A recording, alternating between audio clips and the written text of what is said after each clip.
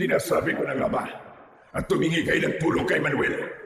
Balak niyo kontrahin ang mutya ko sa sugat ni Aaron. Pwes, hindi kayo magtatagumpay. Pipigilan ko kayo. Ang kapal ng mukha mo magpakita. Pagkatapos ng ginawa mo sa akin, ibabalik ko sa iyo ang kasamaan at mutyang pinagmamalaki mo. Ako mismo ang dudurog sa iyo. Halimaw ka! Yun ay kung magtatagumpay kayo sa pagkuha ng mutya ng Ardilia. Pagsisisihan niyong kinalaban niyo ko, ang dapat sa inyo ay mamatay! Ikaw ang dapat na mamatay! Pagsisisihan mo ginamit mo ang katawan ko para pagtaniman ng mutya mo. Aanihin mo ngayon ang lupit ng paghihiganti ko. Ako magsisilbing banta sa lahi niyo at ako makakakuha sa mutya ng Ardilia. Papatayin kita at uubusin ko ang mga lahi niyo. Halimaw ka! Magandang araw po sa inyo. Ngayong araw na ito, pakinggan po natin ang isang kakaibang kwento ng buhay at pakikipagsapalaran ng 16 na taong gulang na si Errol. Ang binatilyong nakakuha sa mutya ng Ardilia. Dahil sa kanyang malubhang karamdaman, ay makikilala niya ang isang matandang lalaki at isang engkantadong usa.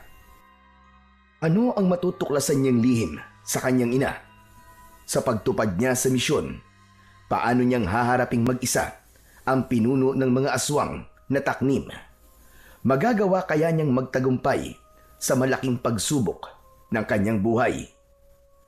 Ngunit bago po ang lahat mga idol, huwag po nating kalimutan mag-subscribe at i-hit ang notification bell sa aking YouTube channel na Apong Isaak at The Voice Addict para sa mas marami pang makapigil hiningang kwentong aswang at katatakutan mula sa mundo ng kababalaghan.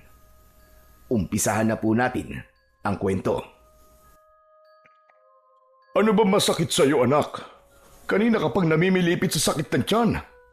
Ano ba kasing kinain mo? Tay, sobrang sakit po talaga eh. Parang sasabog na po ang tiyan ko sa sobrang sakit. Hindi po sa loob eh, kundi sa malaking sugat ko po sa tiyan. Pakiramdam ko po, may insektong gumagalaw-galaw sa sugat ko. Ay nako, yan ang nga ba sinasabi ko sa iyo, Roy? Kung binabantayan mo na lang sana ang anak mo, kaysa magbuhat sa palengke ng mga isda, di sana alam mo kung anong dahilan kung bakit masakit ang tiyan ng anak natin. Tignan mo nga oh, may sugat na pala siya sa tiyan. Hinintay mo pang lumala. Tigil-tigilan mo ako, Lena. Ikaw ang ina. Dapat ay alam mo nangyayari sa anak mo. Bakit ako sinisisi mo? Hindi porket mas maganda ang trabaho mo sa akin, ay aasta ka na. Parang ikaw lang ang nagpapakain sa pamilya natin. Tay, Nay, wag na po kayo mag-away. Dalhin niyo na lang po ako sa ospital. Talagang masakit na po ang sugat ko sa tiyan eh. Ospital? Pambili nga ng bigas na isasaing natin ngayon wala tayo. Di gumawa ka ng paraan. Mangutang ka kung kinakailangan. Sus naman, Roy. Sino magpapautang sa atin ngayon? Kung bakit naman kasi hindi ka pa humanap ng mas maayos-ayos na trabaho, hindi sana natin kailangan mangutang ng pera. Ay nako, heto na naman tayo. Bakit ba sa tuwing nagkakaproblema tayo sa akin mo lahat itinatambak ang sisi? Aba, Roy, tungkulin mo rin naman na mag-alaga sa anak natin. O baka naman nagsisisi ka na pinakasalan mo ko at tinanggap ang responsibilidad sa amin ng anak ko. Hoy, Lena!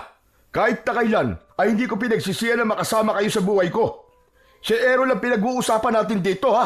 Hindi ang tungkol sa ating dalawa. 16 na taong gulang na yung anak mo. Hindi na yan alagaan. At saan ka ba nagpupunta, ha, Errol? Saan mo ba nakuha ang sugat na yan? Nagsimula lang naman po ito nang iniligtas ko po ang kulay itim na ibon na naipit po sa sanga ng puno ng kahoy. Nang ilagay ko po siya sa damit ko, bigla niya po akong tinuka sa tiyan. Pagkatapos po... Pagkatapos ay ano? Pinabayaan mo. Kaya yan ang nangyari sa'yo.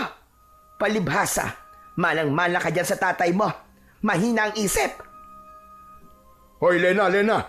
Ako malapit na ako mapuno sa'yo, ha? Sinasabi ko sa'yo, tatamaan ka na talaga sa akin. Palagi mo na lang ako sinasabihan na walang isip. Bakit? Pinapabayaan ko ba kayo? Ginugutom ko na ba kayo? Oo, hindi mo nga kami ginugutom. Pero kung hindi kita tinulungan sa trabaho mo sa palengke, malamang gutom lang talaga ang mangyayari sa amin ng anak mo. Kulang pa ang sinasahod mo sa pang-araw-araw nating pangangailangan. Pagkatapos, madalas ka pang umuuwi na laseng o di naman kaya ay talo sa sabong. Kaya nga ako napilitang magtrabaho dahil ayaw ko na balang araw mamatay kami ng anak mo sa gutom. Eh bakit? Nagutom na ba kayo? Itinigil ko na ang alak at sabong dahil nagsasawa na ako sa bunganga mo. Tay, Nay, pwede po ba wag na po muna kayo mag-away? Lalo na po sumasakit ang tiyan ko eh. Eh kasi naman itong nanay mo eh. Palagi na lamang ako sinisisi kapag napapahamak ka. Parang wala na akong ginagawang tama sa pamilyang ito. Ayan ka na naman sa linya mong yan. Aba sandali, Errol. Bakit babasa ang damit mo? Ayan o, kitang-kita sa kulay puting damit mong pang itaas. Parang kulay dilaw na malagkit. Yan na nga po sinasabi ko sa inyo, Tay. Nay, parang may kung ano po mga hayop sa loob ng katawan ko. Wala po silang tigil sa paggalaw. Naghihibot po na parang naghahanap po ng malalabasan. Sobrang sakit na po talaga. Kaya nakikiusap po ako sa inyo. Dalhin niyo na po ako sa ospital o kahit sa albularyo lang po. Matagal na po itong sugat ko. Halos 1 buwan na po ito. Ano ka mo? 1 buwan? Diyos ko naman, Errol. Bakit ngayon mo lang sinabi? Pinalala mo pa. Patingin niya ako, anak. Diyos ko po. Saan mo ba nakuha ito? Abay lintik, Roy. Tignan mo sugat ng anak natin sa tiyan. Diyos ko, Errol. Anong klaseng sugat yan? Nagnanaknak na. At kitang-kita pa tumitibok-tibok ang sugat mo. Ayan o, magang-maga na. Namumulat nangingitim na rin ang palibot ng sugat mo. Mukhang hindi ito tuka ng ibon na. Lumaki na at malapit nang umabot sa sikmura mo. Anak, bakit ngayon mo lang sinabi kung kailan malala na? At parang nabubulok na ang laman ng sugat mo. Yan na nga ba sinasabi ko sa'yo, Lene? Hindi mo inaalagaan ang anak natin. Aba, at ikaw naman, wala kang kwenta ka ba? Ang hayop na ito, kung makapagsalita ka alam mo'y nagagampanan ng pagiging ama niya. Bakit? Tama lang naman na sinasabi ko. Ikaw lang ang nakita kong ina na hindi alam ang mga nangyayari sa anak. Tumigil na po kayo, tama na. Tama na po. Nakakapagod na madalas yung pag-aaway. Kaya nga po inilihim ko sa inyo to eh. Dahil alam kong pagtatalunan lamang nyo. Pasensya ka na anak. Sandali lang. At ikukuha mo na kita ng pamalit ng damit. Muling nahiga sa katre, nagawa sa kawayan ang may 16 na taong gulang na si Errol. Habang nararamdaman niya ang pagtibok-tibok ng kanyang sugat sa tiyan. Totoo ang sinabi niya kanina na kung hindi sumakit ng sobra ang sugat niya, ay hindi siya dadaing sa kanyang mga magulang. Dahil alam niyang pagtatalunan lamang ng mga ito ang tungkol sa kanya at hindi nga siya nagkamali. Labandera ang kanyang inang si Aling Lena at magbubuhat naman ng mga banyerang isda ang kanyang amang si Mang Roy sa palengke. Madalas ng mga ito na pagtalunan ang konting kita ng kanyang ama. Pero alam naman niyang ginagawa lahat ng kanyang ama para lang maibigay sa kanila ang pangangailangan ng kanilang pamilya. Ang kanya namang ina ay nagiging mainitin na ang ulo sa tuwing maliit ang iniaabot na sahod ng kanyang ama. Kaya ang ginagawa na lang ng kanyang ama ay aalis na lamang sa bahay at babalik kapag tulog na ang kanyang ina. Kaya naman natuka ng ibon si Errol ay dahil ng gabing yon ay sinundan niya ang kanyang ama sa kakahuyan. Hindi ito pinakain ng hapunan ng kanyang ina, kaya't balak niya sanang dalhan ito ng makakain. Kaya lang ay nangyari yun sa kanya. Aksidente siyang tinuka ng ibon na tinulungan niya, kaya napauwi siya ng maaga. Ang napapansin niya sa sugat niya sa tuwing sumasapit ang gabi, saka lang ito nagtititibok sa sakit. Ilang sandali pa ay bumalik na ang kanyang ina. May dala na itong kulay itim na pang itaas na damit, habang ang kanyang ama naman ay tahimik na nakaupo malapit sa bintana habang nakatanaw sa labas. Sige na, Errol anak. Magpalit ka na ng damit. At ikaw naman, Roy. Wala ka bang gagawin? Hindi mo ba dadali ng anak natin kay Lolo Manuel? Ano ka mo? Kay Lolo Manuel? Aba, sa gitnang kakahuyan yun nakatira. Anong masama kung sa gitnang kakahuyan siya nakatira? Saan naman sa ospital? Bakit? May pera ka bang pampa-ospital sa anak natin? Hindi yun ang iniisip ko, kundi ang oras. Madilim na at halos hindi na makita ang daan. Alam mo naman na maraming gumagalang aswang sa baryo natin eh. Anong pipiliin mo? Yung kaduwagan mo sa aswang? O buhay ng anak mo? Magtatalo pa sana ang mag-asawa, pero napako ang tingin ni Mang Roy sa tiyan ng kanyang anak at halos manlaki ang mga mata nito nang makitang parang may nahulog mula sa sugat ni Errol.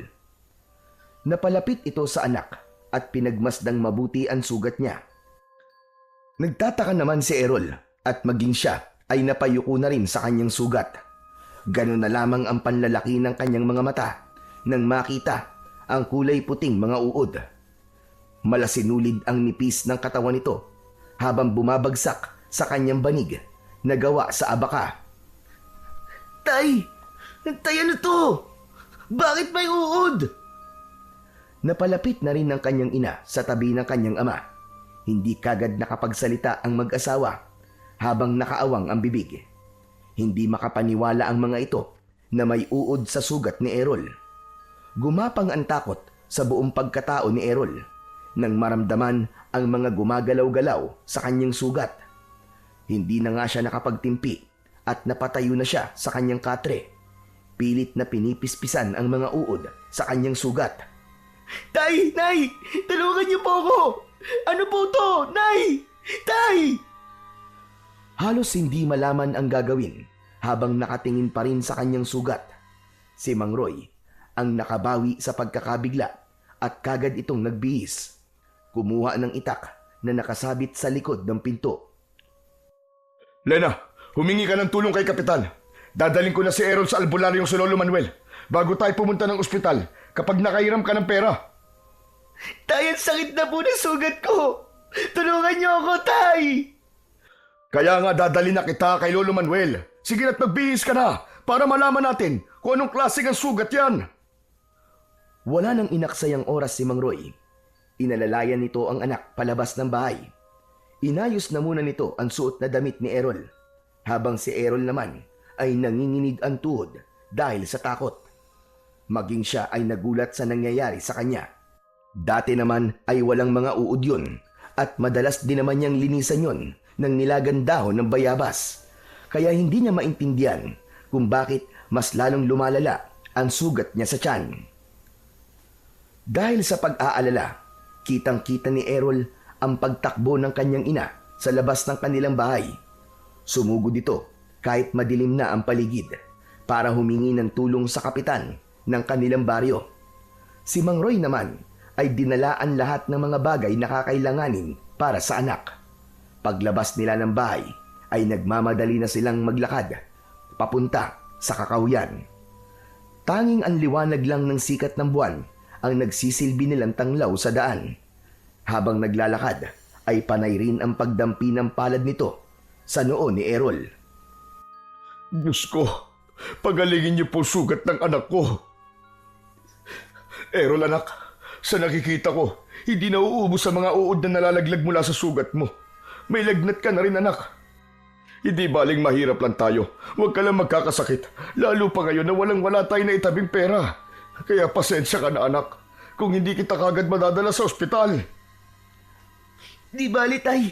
Mahusay naman po manggagamot si Lolo Manuel eh. Kaya wag na po kayong humingi ng pasensya sa akin. Ako nga po ang dapat na humingi ng tawad sa inyo. Dahil pinag-aalala ko po kayo. Habol ang hininga na tinahak nilang mag-ama ang daan papunta sa bahay ng matanda. Sandali silang nagpahinga sa ugat ng puno ng lukban. Saka lang niya naramdaman ang pag-iinit ng kanyang katawan. Idagdag pa ang mas kumikirot niyang sugat. Tumutulo rin ang malapot niyang laway na hindi naman niya ipinapakita sa kanyang ama para hindi na ito mas mag-alala pa. Maya-maya pa ay nararamdaman niya ang paninigas ng kanyang daliri sa kanyang mga kamay. Nalihim naman niyang hinihilot para maigalaw. Tara na, Errol. Kailangan na natin magmadali. Nang malagyan na ng gamot ang sugat mo. Saka parang kakaiba ang simoy ng hangin sa lugar na ito. Parang may nilalang na nakasunod sa atin dalawa. Tay, pakiramdam niyo lang po yun. Kaya mo pa bang maglakad? Sumasakit pa ba ang sugat mo? Kaya ko pa po maglakad. Kaya lang, masakit na masakit po ang ulo ko. Malayo pa po ba tayo sa bahay ni Lolo Manuel? Tumangulang si Mang Roy bilang tugon sa tanong ni Errol. Nagsimula na ulit silang maglakad at pinasok naman nila ang madilim na bahagi ng kakahuyan. Kasunod nun ay ang malawak na taniman ng palay. Habang naglalakad ay panay na rin ang linga sa huli ang daan ni Errol. Nararamdaman na rin niya ang nararamdaman ng kanyang ama. Lalo pa at may naririnig na siyang yabag ng paa na sumusunod sa kanila. Sakalang nabaling ang atensyon ni Errol sa daan na bahagyang nasisikatan ng liwanag ng buwan hanggang pagsapit sa gitnang kagubatan kung saan natatanaw naman niya ang taniman ng palay. Biglang napahinto sa paghakbang si Mang Roy at mabilis na hinila sa braso ang nakatayong si Errol. Halata sa kanyang ama ang pagmamadali sa paghakbang na parang may nakita itong nakakatakot na nilalang. Tay, bakit po tayo nagmamadali? Huwag ka ng maraming tanong, anak. Basta't bilisan mo na lamang ang paglalakad. Ang daang-daang paghakbang ng mga paa ni Errol ay nauwi sa pagtakbo. Panay din ang linga nila sa paligid. Inihanda ng kanyang ama ang itak habang tumatakbo sila. Halata ang takot sa nanginginig nitong kamay. Maya-maya pa ay tumambad sa kanilang dinaraanan ang isang nilalang na abala sa pagkain ng hayop. Nagkikikisay ang baboy ramo sa lupa habang sinisibasib ng nilalang ang dugo nito. Nakadapang nakasubsob sa liig ng hayop ang nilalang. Sarap na sarap ito sa paghigop ng dugo. Habang ang mga kuko sa kamay ay nakabaon sa tiyan ng baboy ramo. Saglit silang napahinto sa pagtakbo at hindi makagalaw sa kinatatayuan. Naparalisa ang tuhod ni Errol habang nanlalaki ang mga matang nakatingin sa nilalang na nakatalikod sa kanila. Pero ang mas ipinagtaka niya sa kanyang sarili ay ang biglang pagkulo ng kanyang sikmura. Nakaramdam siya ng gutom at uhaw habang iniisip kung gaano kasarap ang iniinom na dugo ng nilalang. Hindi nito nararamdaman ang presensya nilang mag-ama dahil abala ito sa paglantak sa katawan ng baboy ramo. Napapalunok ng laway si Errol habang pinagmamasdan ang paraan ng pagkain ng aswang sa katawan ng kaawa-awang hayop. Lalo na nang winakwak na nito ang tiyan ng baboy ramo gamit ang matutulis nitong mga kuko. Humakbang sila paatras habang naririnig nila ang tunog ng pagmuya ng halimaw sa lamang loob ng baboy ramo. Habang si Errol naman ay gusto nang lumapit sa kinaroroonan ng nilalang at makiagaw na rin sa kinakain ng aswang. Pero bigla silang tumilapon sa damuhan habang ang kanyang ama ay bumagsak sa ugat ng puno. Nabitiwan ni Mang Roy ang hawak nitong itak at namimilipit sa sobrang sakit ng likod. Tay! Tumayo ka, anak! Umalis ka na! Pumunta ka kay Lolo Manuel! Humingi ka ng tulong sa kanya! Bilisan mo! Hindi pinansin ni Errol ang sinabi ng kanyang ama. Sa halip ay sinundan niya ng tingin ang nilalang na bagong dating na umatake sa kanila. Halata ang gulat sa mukha ni Errol dahil wala silang naramdamang presensya ng isa pang aswang sa kanilang likuran. Isang nilalang nakahawig ng ibon. Mahaba ang tuka nito habang humahakbang papalapit sa kanya. Muli niyang tinignan ang nakatayo sa unahan ng kanilang dinaraanan. Tumigil na rin sa paglapa sa katawan ng baboy. Tumutulo ang malapot nitong laway. Ang mga mata ay kasing pula ng sariwang dugo na nagre-reflect sa liwanag ng buwan. Dahil madilim ang bahaging kinatatayuan ng halimaw, tanging ang kumikislap lang nitong mga mata ang nagbigay ng palatandaan kay Errol na aswang ang nanakit sa kanila. Nakita niyang pinilit ng kanyang ama ang tumayo. Sabay takbo papalapit sa kanya. Diyan ka lang sa likod ko, Errol. Kapag nakakita ka ng pagkakataon, tumakbo ka na. Iligtas mo na ang sarili mo. Tay, hindi kita iiwan dito. Humakbang pasulong ang dalawang halimaw na ang agwat kay Errol ay dalawang dipa. Pangiwi-ngiwi ang muka ng halimaw na parang natutuwa sa kanila. Humarang ang kanyang ama sa unahan niya at matapang na pinagbabantaan ang dalawang halimaw. Nakatingin lang ang mga ito kay Errol na parabang lampasan ang tingin sa kanyang tiyan.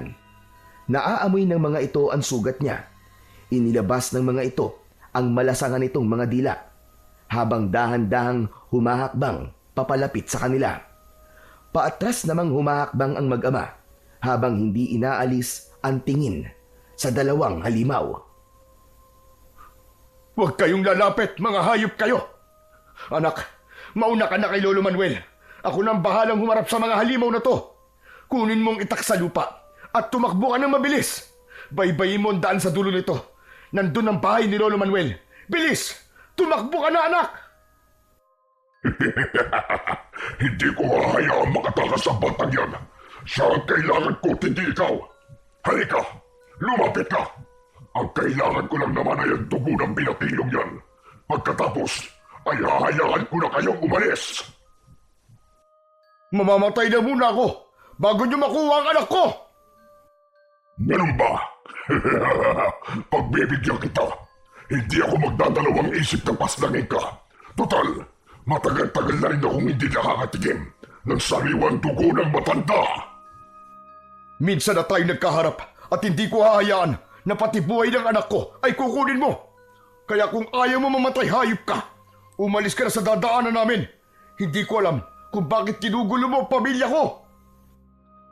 Habang abala sa pakikipag-usap ang kanyang ama, ay patakbo siyang lumapit sa kinaroroonan ng itak. Mabilis niyang dinamput yun at lumapit sa kanyang ama, habang ang kanyang sugat sa tiyan ay muli na namang sumasakit. Tumayo siya sa unahan ng kanyang ama at itinutok niya ang kanyang itak sa aswang na nagsasalita, habang ang kasama nito ay nananatiling nakatayo sa likod ng halimaw na parang hinihintay lang ang utos ng pinuno nito. Hindi ka pa rin ba nadadala? Takot na takot ka noon nung una tayo magkita. Kaya huwag ka nang magpanggap na matapang. Akala mo ba ay magtatagumpay ka sa pagtakas sa binatilyong yan? Kahit saan pa kayo magpunta, maaamoy at maaamoy ko ang sugat niya sa katawan. Kung ganun, ikaw ang may gawa nito sa tiyan ng anak ko. Gusto mo bang patunayan ko pa? Sa isang iglap ay bigla itong nagsaibon. Hindi siya maaaring magkamali. Ito ang ibon na tinulungan niya at tumuka sa kanyang tiyan. Dala ng bugso ng kanyang damdamin ay bigla niya itong sinugod. Muntik tamaan ang kanina pang nakatayong halimaw, subalit nakailag ito. Galit na galit si Errol na kahit naririnig niya ang boses ng kanyang ama ay hindi siya nagpaawat. Sakto, sa pagbabalik ng anyo nito bilang isang taong ibon, pinagsususuntok nito ang kanyang tiyan. Pasadsad sa lupa na bumagsak si Errol habang namimilipit sa sakit. Walang hiya ka! Anong ginawa mo sa anak ko? Mabilis na inagaw ni Mang Roy ang itak sa kamay ni Errol at ang kanya namang ama ang sumugod sa pinuno ng halimaw. Kitang-kita niya na hinawakan ng nilalang ang kamay ng kanyang ama at sinuntok ito sa sikmura ng 2 beses. Parang binabayo ng maso ang kanyang dibdib dahil sa lubhang pag-aalala. Kaya't pinilit niyang tumayo para tulungan ng kanyang ama. Kaya lang, binuhat ng pinuno si Mang Roy at inihagis sa puno na malapit din sa kanyang kinaroroonan. Hindi nito nabitiwan ang itak. Tay! Mga hayop kayo! Sinaktan niyo ang ama ko! Lumapit siya sa kinatatayuan ng pinuno at sinipa niya ang masailang bahagi ng katawan nito. Hindi ito natinag at sa halip naramdaman niya ang paghawak ng mga kamay ng alagad nito sa kanyang braso. Lumapit ang nilalang sa kanya at inilabas ang malasangan nitong dila. Akma na sanang kakagatin siya nito sa kanyang leeg, ngunit bumagsak naman ito sa lupa. Nakita niyang nataga ito ng kanyang ama sa ulo gamit ang matalas na itak. Hindi ka magtatagumpay. Malapit ko ng putulin ang sungay mo. Makikilala rin kitang halimaw ka. Sunod naman na inatake nito ay ang nilalang na may hawak sa braso ni Errol. Bumitaw ito sa pagkakahawak sa kanya at umaangil na paatras na humahakbang. Sabay atake ni Mang Roy ng taga rito. Tinamaan ito sa leeg, kaya naman bumagsak din ito sa lupa habang hawak ang sugat nito. Natatakot na po ako, Tay. Umalis na po tayo rito. Bakit po ba gusto nila akong makuha? Ang kanasanang tatakbong palayo ang dalawa nang biglang nahawakan sa paa ang kanyang ama. Nakagat ito sa binti. Napasigaw si Mang Roy dahil sa sakit. Pinagtulungan ng mga ito ang kanyang ama. Dahil sa takot at pag-aalala niya para sa kanyang ama, dinampot niyang muli ang kanyang itak at tinaga ang mga ito sa katawan. Dahil sa sakit, ay siya naman ang binalingan ng mga ito. Habang si Mang Roy ay bumagsak sa lupa habang hawak ang binti na nasugatan. Kitang-kita ni Errol na humilom ang sugat ng mga ito sa katawan. Gulat na gulat siya sa kakayahan ng dalawang aswang. Biglang nagbago ang mga anyo nito. Nagsaasong gubat ang mga ito habang umaangil na nakalitaw ang malalagari nitong mga pangil. Mabilis na bumangon si Mang Roy at paika-ika itong tumakbo papalapit sa kanya. Tara na, Errol! Hindi natin sila matatalo. Hindi sila tinatabla ng itak. Ano pang hinihintay mo? Tumakbo ka na! Uli na para humakbang papalayo si Errol dahil mabilis na silang inatake ng mga aswang. Lumukso ang kulay puting asong gubat. Sakto ang bagsak sa unan ng kanilang daan. Habang ang kanyang ama ay muling tumilapon sa damuhan dahil sinunggaban naman ito ng kulay itim na asong gubat. Nakangisi itong tumingin sa kanya na tila ba siya naman ang isusunod nito sa kanyang ama. Inihagis sa kanya ni Mang Roy ang itak at kinuha niya yon sabay tutok sa mga ito. Huwag kayong lalapit, mga hayop kayo! Kundi, ibabaon ko sa inyo ang itak na to!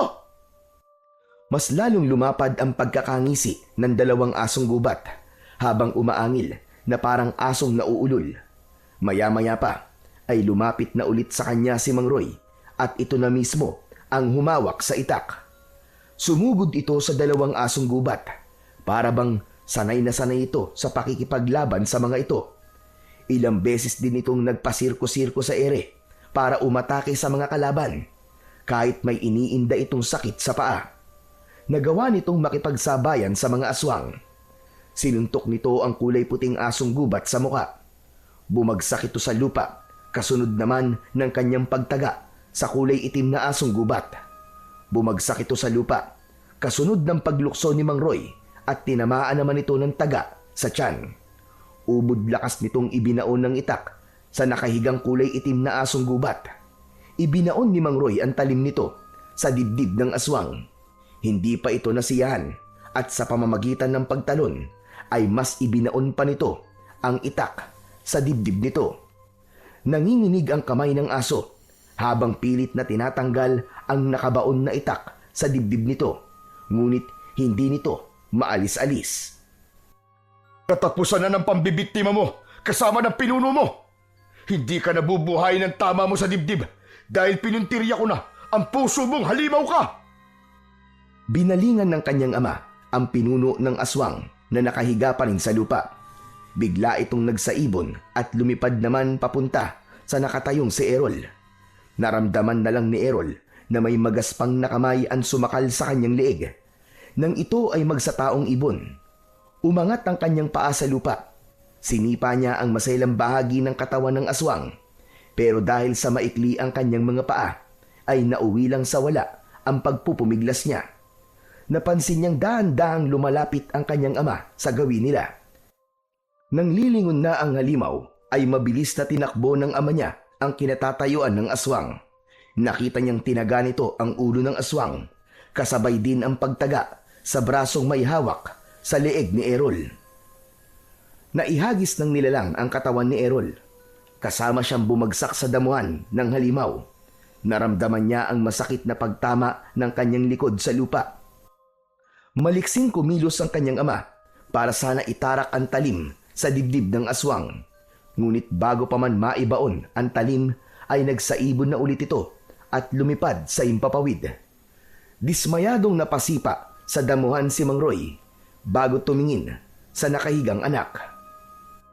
Halika na anak. Kaya mo bang tumayo? Sigurado kong hindi na babalik yun. Tay, paano niyo po nagawa yun? Kapag isa ka ng ama at nasa sitwasyon kang katulad dito, lalabas din ang tapang mo para ipagtanggol ang iyong anak. Hindi sila nagbibiro, Errol. Balak nilang patayin ka at alam kong may kinalaman ang sugat mo sa tiyan. Kaya kailangan natin pumunta sa bahay ni Lolo Manuel para humingi na ng tulong. Inalalayan siyang tumayo ng kanyang ama kahit nararamdaman pa rin niya ang sakit ng sugat sa kanyang tiyan. Wala silang imikan habang naglalakad hanggang sa pagtawid sa pilapil ng taniman ng palay.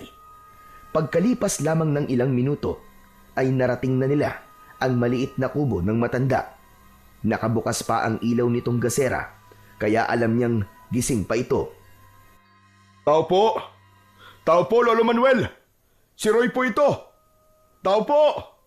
Tulungan niyo po ang anak ko! Nakarinig naman ng mag-ama ng yabag ng paa papalapit sa nakasaradong pinto. Maya-maya pa ay dahan-dahang bumukas ang pinto at sumilip ang matanda.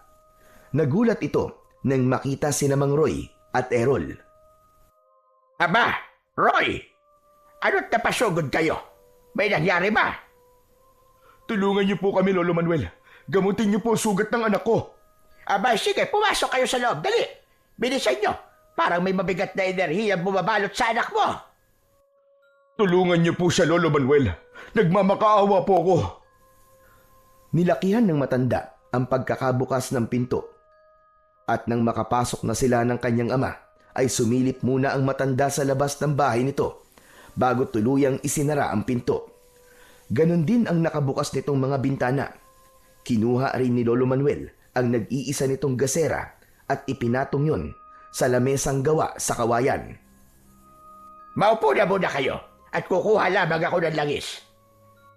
Itinuro ng matanda ang upuan na gawa sa tabla bago ito nagmamadaling pumasok sa loob ng kwarto nito. Pagbalik ni Lolo Manuel ay may dala na itong kulay itim na bote na may lamang langis. Ganon din ang tabako nito at palaspas. Ipinatong yun ng matanda katabi ng gasera. Ano bang mga nangyari sa inyo? At may mga sugat kayo sa katawan? Lalo ka na, Roy. Malalim din ang sugat mo sa binti. Bakit kung kailang gabi na saka kayo napasugod dito? Inilihim po kasi sa amin ng anak ko ang tungkol sa sugat niya sa tiyan. At habang papunta po kami rito sa bahay niyo, hinarangan naman po kami sa daan ng dalawang aswang. Napatay ko po ang isa, pero ang pinuno po ay nakatakas. Kaya alam kong babalikan po nila kami. Aba, talagang babalikan kayo dahil sa anak mo, Roy. Sa nakikita ko na pagpula ng mga mata ng anak mo, ang sugat sa kanyang tiyan ay hawa ng isang aswang. Kung natagalan pa kayo ng paglapit sa akin, matutulad ang anak mo sa mga aswang na humarang sa inyo sa daan.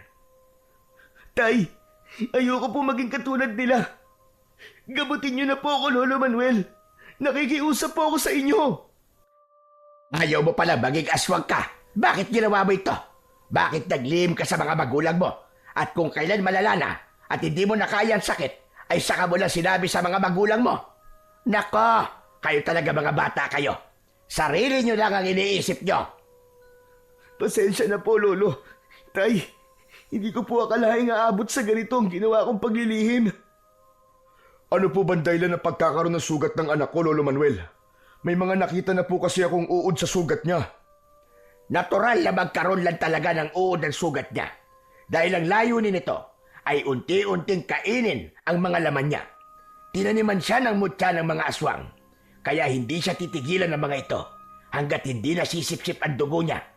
Kailangan matanggal ang mutya sa sugat niya para mapigilan ang pagkalat ng hawa ng aswang sa buong katawan niya. Alos pagsakluban ng langit at lupa si Errol nang marinig ang sinabi ng matanda. Biglang nagtaasan ang mga balahibo niya sa katawan at ginapangan ng takot sa kanyang dibdib. Maya-maya pa ay itinaas ng matanda ang kanyang damit at nanlalaki ang mga mata nito nang makita ang malaking sugat sa kanyang tiyan. Dali-dali itong nagdikdik ng palaspas, saka inilagay sa langis na ibinuhos naman sa kanyang sugat. Kasunod ang pagsindi nito ng tabako at binugahan ng usok ang kanyang sugat. Nawala ang sakit ng kanyang sugat at napalitan yon ng ginhawa sa kanyang pakiramdam. Nang muli niyang tinignan ang kanyang sugat, ay wala na ang mga uod na gumagapang. Namatay ang mga ito sa langis na ipinahid ng matanda. Nang maibalik na ng matanda ang kanyang damit, ay saka naman nagsalita ang nag-aalala niyang ama. Paano po matatanggal ang mutya ng aswang sa sugat ng anak ko, Lolo Manuel? Ngayon, ang magagawa ko lang ay pigilan ang sakit sa sugat niya. Kailangan niyang humanap ng kontra sa mutya. Isang mutya na magpapalabas sa mutyang nakabaon sa sugat niya. Lolo Manuel, ano po bang klaseng mutya? Ang mutya ng squirrel o ardilya. Kailangan mo makahanap ng mutya na kokontra sa mutya ng aswang. Pero, bakit naman nila tinaniman ng mutya ang anak ko? Saka ano po bang klaseng aswang ang mga umatake sa amin kanina? Sila ang mga nilalang na may kakayahang magpalit-palit ng anyo.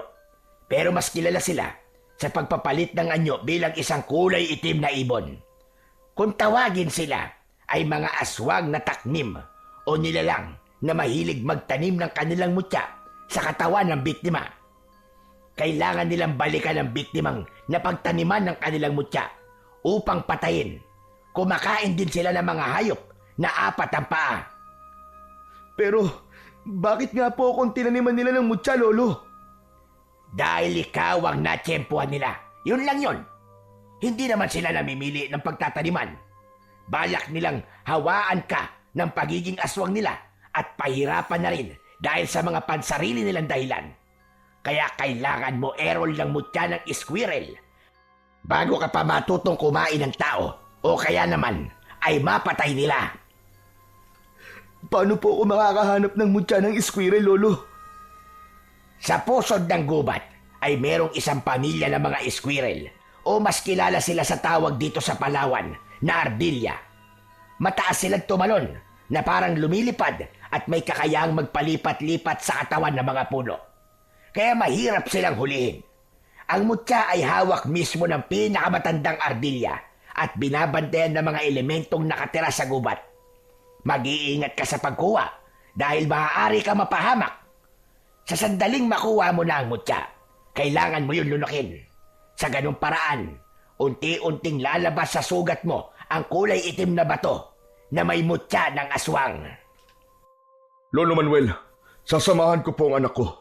May sandata po bang may pantatapat sa mga nilalang na nagbabantay sa mutya ng ardilya? Oo, Roy. Pwede mo siyang samahan para makakuha ng mutya. Pero hindi mo siya pwedeng tulungan na harapin at kalabanin ang tagapagbantay nito. Isa siyang engkantadong usa o taong usa. Kaya nararapat na matalo ito ng mismong kukuha ng mutya. Tay, natatakot po ako. Baka mapahamak lang po ako dun. Kaya mo yan, anak. Kesa maging aswang ka habang buhay. Wala kang pagpipilian. Kailangan mong gumawa ng paraan para gumaling ka. Bukod pa ron, ay magtataglay ka ng kapangyarihang tatalo sa mga aswang na taknim. Ikaw ang magsisilbing banta sa kanilang buhay kung sakaling magtagumpay ka sa pagkuha ng mutya. Pansamantala lang ang pagkawala ng sakit sa sugat mo. Babalik din ang kirot niyan pagkalipas ng 2 araw. Kaya mas makabubuting ngayon pa lang pumunta na kagad kayo sa gubat na yon habang hindi pa natatapos ang oras para sa mga engkanto. Samantalahin nyo ang pagkakataong nasa mundo sila ng mga tao. Tumayo ang matanda at iniwan silang mag-ama na natitigilan. Bumundo ng kaba sa dibdib ni Errol dahil likas sa kanya ang pagiging matatakutin. Naniniwala naman siya sa mga engkanto pero ito rin ang mga nilalang na mas kinatatakutan niya kesa sa mga aswang. Nag-aalalang napahaplos ng palad ang kanyang ama sa likod niya. Kung pwede lang sana, anak. Ako na ang gagawa nito para sa iyo eh. Pero dati nang naikwento sa akin ng lolo mo ang tungkol sa mutya ng mga ardilya. Marami na rin na sumubok na kumuha nito, pero lahat sila ay nabigo at nauwi sa kamatayan. Isa na nga ang lolo mo sa mga nasawi dahil binalak na niyang pumatay ng mga aswang sa baryong ito para sa katahimikan ng ating lugar. Pero tanging si Lolo Manuel lamang ang natira sa lahat na makapangyarihang manggagamot sa baryong ito. Alam niyo rin po pala ang tungkol sa mutya, Tay. Oo anak, kaya alam ko kung gaano ito kapanganib. Subalit naniniwala ako sa kakayahan mo anak. Alam kong gagabayan ka ng Panginoon para magtagumpay ka sa pagsubok na ito. Maya-maya pa ay bumalik ang matanda. May dala itong lumang latigo. Inabot nito yon sa kanya, habang ang itak naman ay dala ng kanyang ama. Kung sakaling may humarang sa inyo sa daan, o di kaya naman ay mapalaban kayo sa mga engkantadong nagbabantay sa mga ardilya, may magagamit kayong panlaban sa kanila. Marami pong salamat sa tulong nyo, Lolo Manuel. Ay, nako. Walang ano man yun, Roy. Para ano pat hindi ko kayo tulungan. Dito man lang baka ganti ako ng utang na loob sa iyong ama.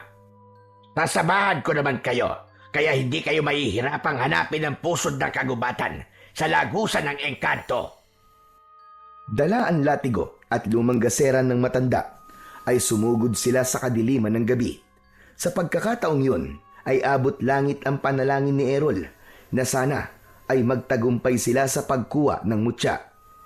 Nagpasalamat din siya dahil kahit paano ay nawala na rin ang pananakit ng kanyang sugat sa tiyan. Pagkalipas ng ilang oras na paglalakad ay narating nila ang pusod ng kagubatan. Tahimik at tanging ang liwanag lang ng sikat ng buwan ang nagsisilbi nilang tanglaw. Nakita niyang umupo si Lolo Manuel sa lupa sa katapat ng puno ng akasya. Nagsindi ito ng kandila at pinagdikit ang palad habang nakadikit yun sa noon ng matanda. Kasunod ang pagbulong sa hangin na parang taimtim itong nananalangin.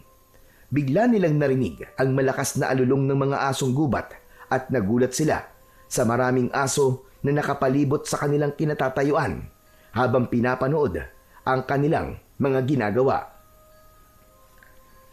Magtatago muna kami ng iyong ama sa likod ng puno ng akasya. Ipakita mong hindi ka natatakot sa kanila. Huwag kang mag-alala, Errol. Tinawag ko lang ang mga asong gubat para magbigay ng palatandaan kapag nasa paligid na natin ang mga engkantong nagbabantay sa mutya ng ardilya. Hinahayaan nilang maglaro ang mga squirrel sa puno at malalaman mo lang kung sino ang nagtataglay ng mutya kapag nakita mo ang kanyang mga mata na nagre-reflect sa liwanag ng sikat ng buwan. Gamitin mo ang latigo para makuha ang kanyang atensyon. Nandito lang kami anak, kung sakaling kailanganin mo ang tulong namin. Saktong pagpatay ng sindi ng kandila ang sabay-sabay na pag-alulong ng asong gubat. Lumakas ang ihip ng hangin, kasabay ang pagtigil din ng mga asong gubat sa pag-alulong. Palatandaan yon na nakalabas na sa lagusan ang mga engkantado, kasama ang mga ardilya. Napaatras siya ng akbang nang makita ang mga asong gubat na isa-isang umaalis sa kanyang harapan. Tila nararamdaman ng mga ito ang presensya ng mga engkanto. Errol, pakiramdaman mo lang ang paligid. Huwag kang matakot. Kailangan maging alisto ang mga mata mo. Dahil tinawag lamang sila ng orasyon ni Lolo Manuel. Hinigpitan ni Errol ang paghawak sa puluhan ng latigo, saka inilinga ang kanyang paningin sa paligid. Halos mabingi siya sa bilis ng tibok ng kanyang puso dahil sa takot. Maya-maya pa ay nakita niya ang mga ardilya na panayan lukso sa mga katawan ng puno. Papalapit din ang mga ito sa kanya na parabang gustong makipaglaro. Pero nagulat siya sa biglang paglitaw ng nakakatakot na nilalang. Kalahating tao at kalahating katawan ng usa ang engkantadong nagbabantay sa mutya ng ardilya. Hindi niya inaasahan na ganon ang muka ng elementong nakatira sa kabilang mundo. Tila nauunawaan ito kung ano ang sadya niya, kaya bigla siya nitong inatake ng sipa sa kanyang muka. Bumagsak siya sa lupa habang hindi nabibitiwan ang latigo. Napansin naman niya na pigil-pigil ni Lolo Manuel ang kanyang ama para tulungan siya. Hindi ako makakapayag na matalo ako sa labang ito.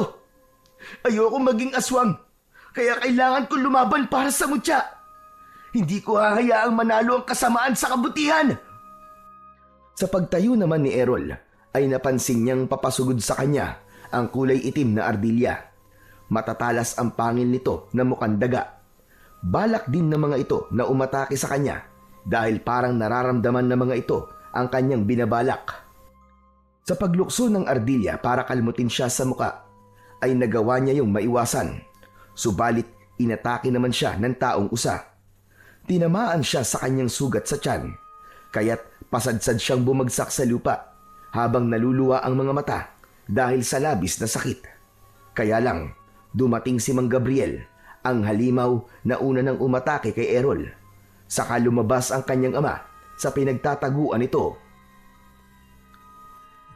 Sinasabi ko na nga ba at tumingi kayo ng tulong kay Manuel. Balak niyong kontray ng mutya ko sa sugat ni Errol. Pues, hindi kayo magtatagumpay. Pipigilan ko kayo. Ang kapal ng mukha mo magpakita. Pagkatapos sa ginawa mo sa akin, ibabalik ko sa iyo ang kasamaan at mutyang pinagmamalaki mo. Ako mismo ang dudurog sa iyo, halimaw ka! Iyon ay kung magtatagumpay kayo sa pagkuha sa mutya ng Ardilya. Pagsisisiyan ninyong kinalaban niyo pa ako, ang dapat sa inyo ay mamatay. Ikaw ang dapat na mamatay! Pagsisisihan mo ginamit mo ang katawan ko para pagtaniman ng mutya mo. Aanihin mo ngayon ang lupit ng pagiganti ko. Ako ang magsisilbing banta sa lahi nyo at ako ang makakakuha sa mutya ng Ardilya. Papatayin kita at uubusin ko mga lahi nyo. Halimaw ka! Kasama ang 5 alagad nitong aswang na taknim, sumugod na mga ito sa kinaroroonan nilang mag-ama. Idinamay na mga ito ang nakatayong engkantadong nagbabantay sa ardilya. Ang pinuno ng aswang ang unang sumugod kay Errol. Iwinasiwas nito ang kamay na may mahahabang kuko para sana ay kalmutin siya sa leeg. Subalit naiwasan niya yon at hinagupit niya ito ng kanyang latigo. Tinamaan ito sa leeg kaya't bumagsak ito ng pasadsad sa lupa, habang si Lolo Manuel naman ay nanatiling nakatago sa likod ng punong kahoy. Habang itinuturo sa kanya ang engkantadong abala sa pakikipaglaban sa alagad ni Mang Gabriel, nilapitan niya ito at tinulungan sa pag-atake sa mga alagad ng pinuno ng aswang. Habang ang matandang ardilya naman ay lumukso papunta sa kanyang kinatatayuan, maging ito ay umaatake sa kanya. Hanggang sa lumiwanag ang buong katawan ng engkanto at sa paghuni nito ng malakas, ay sabay-sabay na bumagsak ang mga aswang sa lupa. Tila nabingi ang mga ito at lumabas ang dugo sa mga mata at tenga. Naramdaman ni Errol ang pag-agos ng mainit na likido sa kanyang likod. Hinaplos niya yon. Ganon din ang mga dugong umaagos mula sa kanyang sugat sa tiyan. Napasulyap sa kanya ang engkanto. Tila lampasan ang tingin nito sa kanyang tiyan na parang nakikita nito ang kanyang sugat. Akma na sanang lalapit ito sa kanya nang mula sa likod ay biglang tumayo ang pinuno ng mga aswang para saksakin ng matulis nitong kuko ang likod ng taong usa. Mabilis siyang tumayo at hinagupit ng latigo ang kamay ng aswang. Kaya bago pa nito maisakatuparan ang gagawin sa engkantado, ay nailigtas na niya ito. Anak! Sa likod mo! Sa paglingon ni Errol ay sinalubong naman siya ng alagad ng taknim. Inatake siya sa kanyang braso para sana ay kagatin. Bumagsak siya sa lupa, pero bago yun, nailigtas din siya ng engkantadong usa. Habang ang pinuno ng aswang ay napupuluputan naman ng kanyang latigo sa kamay. Kaya hindi ito makagalaw habang nakahiga sa lupa. Dala ng matinding galit ni Mang Roy, nilapitan nito ang mga aswang na nakahiga sa lupa at isa-isang pinagtatataga ang mga ito sa leeg, pati sa pagtarak ng talim sa dibdib ng mga ito hanggang sa mamatay. Si Mang Gabriel naman ay kagad na tumakas nang mag-anyo itong isang maliit na ibon. Saka lang lumabas sa pinagtataguan si Lolo Manuel at mabilis na yumuko sa nakatayong taong usa. Ganon din ang ginawa ng kanyang ama. Pero lumapit ang nilalang kay Errol. Hinawakan nito ang kanyang ulo, maging ang kanyang sugat sa tiyan. Pagkatapos ay humuni ito. Lumapit ang matandang Ardilya na may hawak na mutya. Sinabi nito na alam nitong ang kailangan lang niya ay ang mutya na kukontra sa kanyang sugat. Kaya nagulat siya nang ito mismo ang nag-abot sa kanya. Sinabi nitong ipapahiram lang nito ang mutya at kapag naisagawa na niya ang misyon, ay muli niyang ibabalik yon alang-alang sa katahimikan naman ng mundo ng mga engkanto. Kinuha niya ang kulay pulang bato, saka dinala niya sa kanyang bibig at nilunok. Muli niyang kinausap ang taong usa. Maraming salamat po sa tiwala. Makakaasa po kayong gagawin ko po ang misyon ng mutya upang hindi na kumalat ang malaking kaguluhan sa baryo namin. Patawarin niyo po kami kung nagambala namin ang pananahimik niyo. Ngumiti ito na nagpalabas naman ng malalagari nitong mga ngipin. Saka lang niya napansin na kulay berde ang mga mata ng taong usa, maging ang Ardilya na may hawak ng mutya. Sinabi ng engkantado na magtataglay ng lakas, bilis at taas sa pagtalon si Errol. Yun ang epekto ng mutya sa katawan niya, maliban sa pagtanggal ng mutya ng aswang na nakatanim sa kanyang sugat. Bago bumalik ang mga ito sa lagusan, ay hinawakan ng taong usa ang kanyang ulo bilang pagbibigay basbas at pasasalamat nito sa pagkakaligtas niya sa buhay nito. Tumanaw ito ng utang na loob sa kanya. Muntik na siyang makagawa ng masama alang-alang sa kanyang paggaling. Mabuti na lamang at likas sa kanya ang pagiging matulungin sa mga nilalang na kailangan ang tulong niya. At ang mga nangyari naman sa kanya ay isang patunay lang na hindi lahat ng tinutulungan ay mabuting tao. Katulad ng nangyari sa kanya ngayon na pagkatapos niyang tulungan ng ibon ay siya pa ang inatake nito. Pagkatapos magpaalam ang taong usa ay naglakad na sila papunta sa bahay ni Lolo Manuel. Masayang masaya ang mga ito sa pagkakaroon niya ng mutya ng Ardilya. Bigla rin luminaw ang kanyang paningin, maging ang kanyang pakiramdam sa paligid. Gumaan din ang kanyang katawan at nawala ang iniinda niyang sakit sa tiyan. Hindi ko alam na magtatagumpay ka sa pagkuha ng mutya ng Ardilya.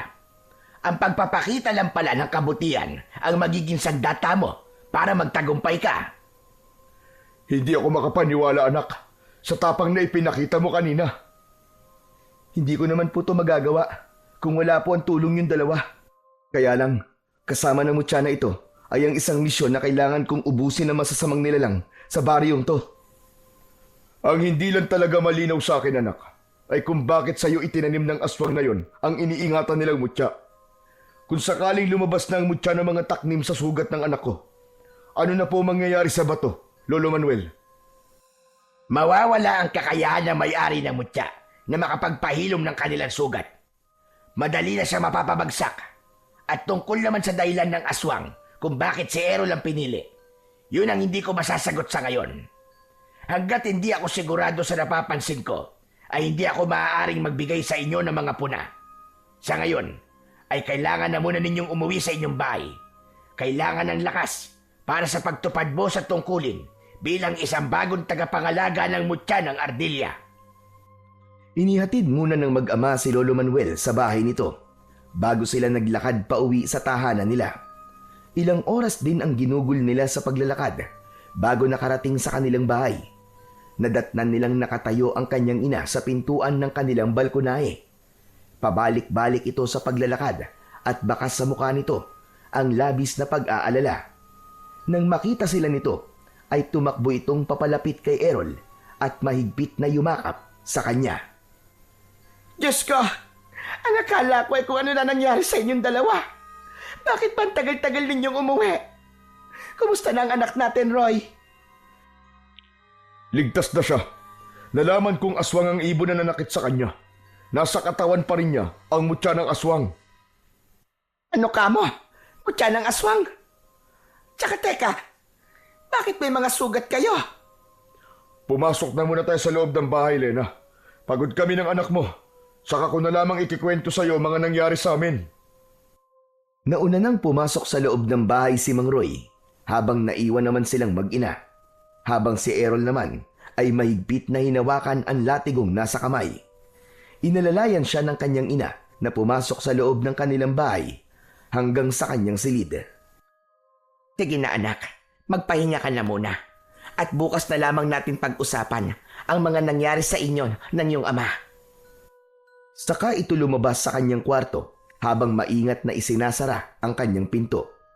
Maya-maya pa ay narinig niya ang mahinang yabag ng paa ng kanyang ina papalayo sa kanyang silid. Bigla niyang naramdaman ng pagod at antok, kaya naman inihiga na niya ang kanyang katawan sa katre. Itinago niya ang latigo sa ilalim ng kanyang unan, saka mariing ipinikit ang kanyang mga mata.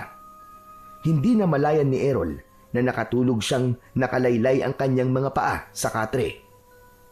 Kinabukasan ay nagising siya sa mahinang boses ng kanyang ina sa labas ng kanyang silid. Tila may kaaway ito sa labas. Dahan-dahang iminulat ni Errol ang kanyang mga mata at nagulat siyang mataas na ang araw nang tumingin siya sa bintana. Bumangon siya sa kanyang higaan at pinakinggan ang boses ng kanyang ina. Sanay na siya sa araw-araw na pag-aaway ng kanyang mga magulang, pero ibang boses ang naririnig niyang kausap ng kanyang ina. Anong ginagawa mo rito? Ang kapal ng mukha mong tumuntong sa pamamahay ko pagkatapos ng mga ginawa mo. Bakit? Masama bang bisitahin ang babaeng mahalaga sa buhay ko? Tumigil ka. Makakaalis ka na. Bago ka pa maabutan ng asawa ko at marinig ka ng anak ko. Hindi pa ba sapat sa'yo na sinira mo na ang buhay ko? Pati ba naman kami mag-asawa ay guguluhin mo pa? Umalis ka na at huwag ka na magpapakita sa akin kahit kailan. Hindi ako makakapayag na ipagtabuyan mo na lang ako ng basta. Babawiin kita sa lalaking ipinalit mo sa akin. Anong ipinalit ang sinasabi mo? Kahit na kailan, hindi naging tayo. Walang tayo. Kaya yan ang itatakbo sa isip mo. Igilan mo na ang panggugulo sa amin. Tahimik na ang buhay ko. Pwes, hindi mo mararanasan ang katahimikan sinasabi mo, Lena. Gagawin kong miserable ang buhay mo. Huwag mong hintayin na may mangyaring masama sa asawa at anak mo. Kaya bibigyan pa kita ng pagkakataong mamili. Sumama ka sa akin, kapalit ng buhay na mag-ama mo. Subukan mo na lang saktan ang mag-ama ko. Lalong-lalo na ang anak ko. At pagsisisihan mo ang gagawin mo. Isinusumpa ko yan. Ako mismo ang papatay sa'yo. Hindi na ako natatakot sa banta mo, Lena. Tandaan mo ang sinabi ko. Alam mong hindi ako nagbibiro. Aking ka lang. At wala nang ibang makikinabang sa'yo. Hindi mo ako pag-aaring hayop ka. Umalis ka na sa harapan ko. Dahil kung hindi, sisigaw ako at ipapahuli kita sa mga pulis. Kapag hindi ka pa tumigil sa panggugulo sa akin, gagawin ko ring miserable ang buhay mo. Babalik ako, Lena. At sa akin ka rin babagsak. Halos manginig ang katawan ni Errol dahil sa palitan ng salita ng kanyang ina at ng lalaking kausap nito. Hindi alam ni Errol na may pinagdadaanan palang ganun ang kanyang ina. Napasilip siya sa siwang ng kanyang pintuan at sakto yun na nakita niya ang lalaking balbas sarado at nakakatakot ang itsura na parang hindi papahuli ng buhay. Bago ito lumabas ng pintuan ay nag-iwan pa ito ng nakakatakot na pagngisi habang nakatingin sa kanyang ina. Mabilis niyang nahila ang pinto ng kanyang silid at hinabol niya ang kakaalis lang na lalaki, pero pinigilan siya ng kanyang ina. Hinawakan siya nito sa kanyang braso.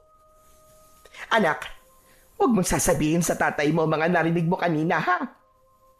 Nay, sino po ang taong yun? Dati ko siyang manliligaw at nagbayad ng malaking halaga sa mga magulang ko para pakasalan ko siya. Pero hindi ko siya mahal, anak. Tumakas ako sa bahay ng mga magulang ko at lumayo sa kanya. Hindi ko naman akalaing masusumpungan niya ako rito para manggulo. Kailangan malaman po ito ni tatay. Hindi niyo dapat na inililihim to sa kanya. Nagbanta po siya, Nay, at natatakot po ako na baka kung anong gawin niya sa inyo at sa ama ko. Nangihinang napasalampak ng upo ang kanyang ina sa mahabang bangko na gawa sa kahoy. Napapasabunot ito sa buhok habang napapahagulgol ng iyak. Ramdam na ramdam niya ang bigat at takot sa nanginginig nitong boses.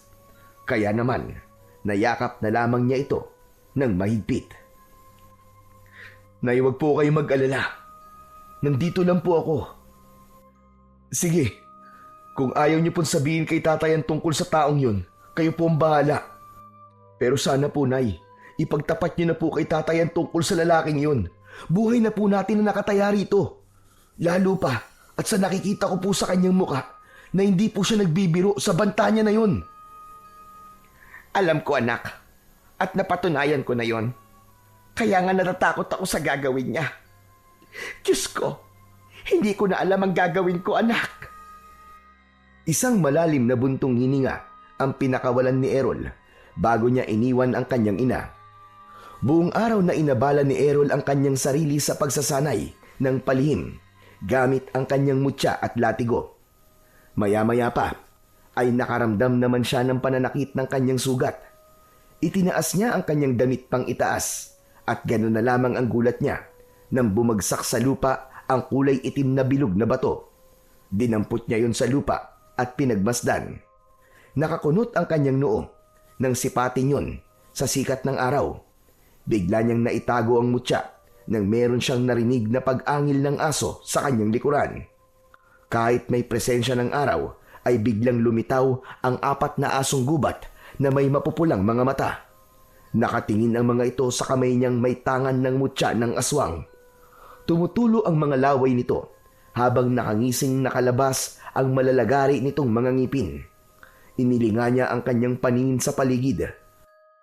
Napansin niya, siya lang at ang 4 na asong gubat lang ang naroroon at wala ang pinuno ng mga ito. Anong kailangan nyo, ha? Ito ba? Sige, kunin nyo kung kaya nyo. Tamang-tama to. Nagsasanay ako ngayon. Baka kayo ang pagpraktisan ko. Idinaan ni Errol sa pagyayabang upang hindi mahalata ng mga ito na kinakabahan siya ng mga sandaling yon. Lalo pa at malalaki ang kanyang kalaban. Bigla niyang naramdaman ang pag-iinit ng kanyang buong katawan. Saktong pagsugod ng mga ito ang pagtalon niya ng mataas. Hinagupit niya ang kulay itim na asong gubat ng kanyang latigo. Tinamaan ito sa leeg, kaya't bumagsak ito ng pasadsad sa lupa. Habang ang 3 pang kulay itim na asong gubat ay sabay-sabay namang sumugod sa kanyang kinatatayuan. Bigla siyang kumilos ng mabilis. Maging siya ay hindi makapaniwalang naiiwasan niya ang pag-atake ng mga asong gubat. Sinamantala niya ang pagkakataon. Mabilis niyang hinagupit ang mga ito ng kanyang latigo. Tinamaan niya ang 2 asong gubat sa likod at nagulat siya sa biglang paggapang ng sugat nito sa katawan hanggang sa matunaw ito sa lupa na parang nasusunog. Ganon din ang nangyari sa una niyang nakalabang asong gubat hanggang sa isa na lang ang natitira. Ano, ha? Lalaban ka pa ba, asong bangaw? Pagkatapos kong tunawin ng mga kasama mo, bumalik ka na sa kuta nyo at hinahamon ko ang pinuno mo. Hindi ba't ito naman ang gusto niya? Pakisabi sa kanya na nagkamali siya ng pinagtaniman ng mutya dahil ito mismo ang gagamitin ko para mapatay siya. Mahina na ang pinuno mo. Kaya kung mahal mo pa ang buhay mo, umalis ka na at magpakalayo-layo. Ipinakita niya ang kanyang galit sa pamamagitan ng paghagupit niya ng latigo sa lupa. Napaatras ang natitirang asong gubat dahil sa takot. Saka ito kumaripas ng takbo papalayo sa kanya, habang bahag ang buntot. Nahabol niya ng tanaw ang papalayong asong gubat at muling sumagi sa isip niya ang ginawa niyang paghahamon sa pinuno ng mga ito. Nakarating yun sa kanyang ama, kaya galit na galit itong pinagsabihan siya. Gabi yun at nadatnan siya nitong naghahanda ng mga sandata para lumaban sa mga aswang. Alam niyang ang kanyang ina ang nagsabi dito sa balak niyang gawin. Pambihira! Talaga ba nagpapakamatay ka na, ha, Errol? Ikaw pa mismo naghamon sa mga aswang na taknim para sa isang labanan na ikaw lang mag-isa ang haharap. Hindi na po ako makapaghintay, tay. Nakalimutan na po ba ninyo na ito po ang misyon ng mutya na nasa katawan ko kapalit po ng paggaling ko? Nasa kamay ko na rin po ang kanilang mutya. Kaya kahit hindi ko po sila hamunin ng away, susugod pa rin po sila rito para kunin sa mga kamay ko ang mutya. Pero kailangan mo pa ng konting panahon para magsanay, anak. Kulang pa ang kakayahan mo para labanan ang pinuno nila.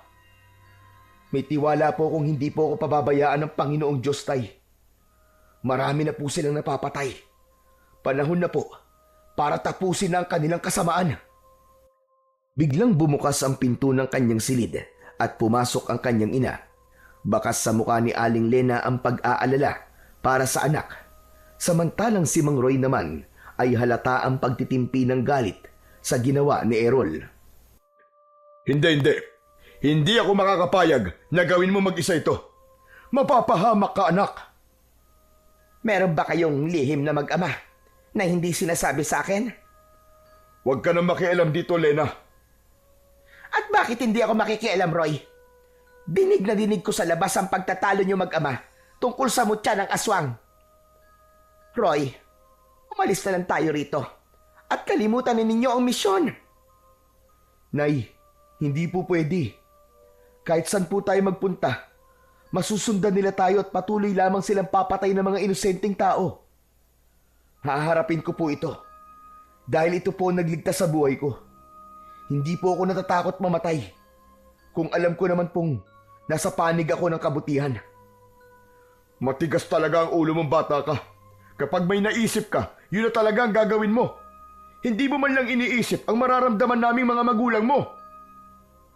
Kung hindi ko naman po ito gagawin, Tay, sila rin po ang susugod dito para patayin tayong lahat.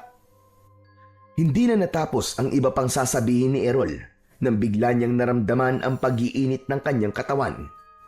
Indikasyon yun na nasa paligid na ng kanilang bahay ang mga aswang na taknim. Napansin ng kanyang ama ang bigla niyang pagtayo at paglapit sa bintana. Sumunod dito sa kanya at gano'n na lamang ang panlalaki ng mga mata ni Errol nang makita ang pangkat ng mga aswang habang nakatayo sa labas ng kanilang bakuran. Pero ang mas ikinagulat pa ni Errol, ang lalaking nakatayo sa unahan ng mga alagad nito. Hindi siya maaaring magkamali. Ito ang lalaking bumisita at nagbanta pa sa kanyang ina. Nag-aalalang napatingin si Errol sa kinatatayuan ng kanyang ina. Kaya naman, lumapit ito at tumingin din sa mga nilalang na nasa labas. Diyos ko po, si Gabriel! Kailan pa nakarating ang hayop na yan sa baryo natin? Kung ganun po, Tay, kilala niyo po ang taong yan? Oo, anak. At hindi ko akalaing siya pala ang pinuno ng mga aswang. Ang totoo ay nagpunta siya rito at pinagbantaan niya ako, Roy.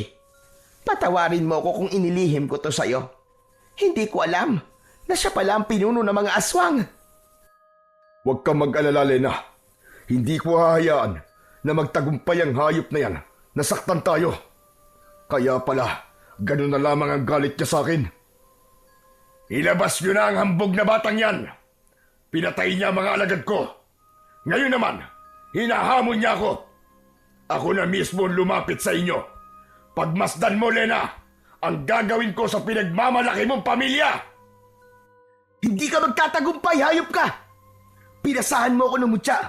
Ngayon naman, bawiin niyo sa akin kung kaya mo! Anak, huwag mong gawin ito. Tumakas na tayo. Sa palagay ko, ay tama ang anak mo, Lena. Walang mangyayari kung patuloy tayong tatakas para lumayo sa kanya. Lalaban na kami ng anak mo. Yun na lang ang tanging paraan. Roy, nakikiusap ako. Umalis na tayo. Tumakas na lang tayo at magpakalayo-layo. Alam mo kung ano ang dahilan. Ayokong dumating ang oras na pareho natin pagsisihan ito. Tumigil na po kayo, Nay. Nakapagpasya na po kami ni Tatay. Ito na po ang tamang pagkakataon para maisagawa ang misyon. Hindi na hinintay ni Errol na pigilan pa siya ng kanyang ina. Mabilis siyang lumukso sa bintana at hinarap ang mga nakatayong aswang na taknim. Paglapat ng kanyang paa sa lupa at paglatag niya ng kanyang latigo ay kitang-kita niya kung paanong nagbago ang anyo ni Mang Gabriel. Naging isang ibon ito at agad na lumipad para atakihin sila.